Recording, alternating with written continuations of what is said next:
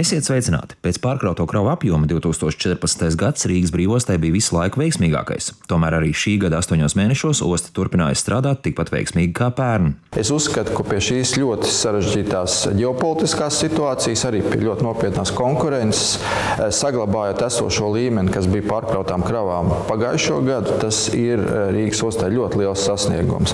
Ar bažām skatāmies nākotnē, bet es gribu teikt, ka šodien gan ogles, gan arī lejam produkti, tas ir naftas produkti, ir attiecīgajā daudzumā, kritums ir konteineriem. Un tas ir saistīts tiešām ar to, ka samazinās imports uz Krieviju. Sliežu platums, kas ir uz Krieviju, ir tas, kas mums šobrīd nosaka arī spēles noteikums.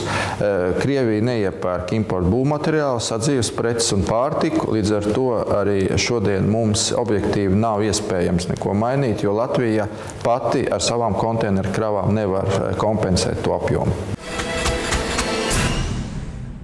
Valsts akciju sabiedrība Latvijas dzelzceļš pagājušā nedēļā rīkoja jau tradicionālo konferenci Globālās transporta kustības vīzija. Ja pērn uzsvars tika likts uz tālākas nākotnes ieskicēšanu, tad šī gada tematika – pasaules un reģionālās ekonomikas izaugsme. Protams, ka lielāks uzsvars tika likts uz Latvijas kā tranzīta valsts attīstību.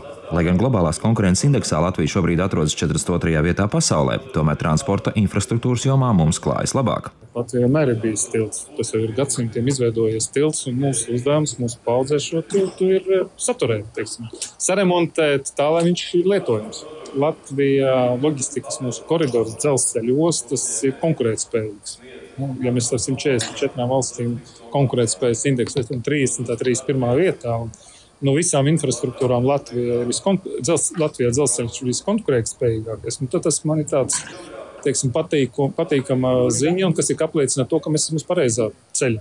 Kā apliecinājums tam, ka mēs varam būt tilts starp austrumiem un rietumiem, ir satiksmes ministrijas valsts sekretāra Kaspara Ozoliņa Ķīnas pilsētā Čendu noslēgtais saprašanās memorands transporta jomā. Sadarbība aviācijas jomā iespējama tiešu avioreisu atklāšana, kas dot iespējas mums nodrošināt arī transporta savienojums, un, protams, ja ir šie avioreisi un ir transporta savienojumi, tad arī biznesa attīstības iespējas ir daudz lielākas. Par kravu pārvadājumu arī, protams, šīs sarunas notiek ļoti plaši un ilgi. Mēs runājam arī par Čunčinas, Duisburgas, piemēram, šo te savienojumu, kur nāk uz Eiropu visas konteineru kravas, kas saistās ar elektronikas precēm. Jāpiezīmē, ka Čendu ir Sičuānas provinces galvaspilsēta un reģiona iedzīvotāju skaits tuvojas 100 miljoniem cilvēku. Tas šoreiz viss. Uz redzēšanos!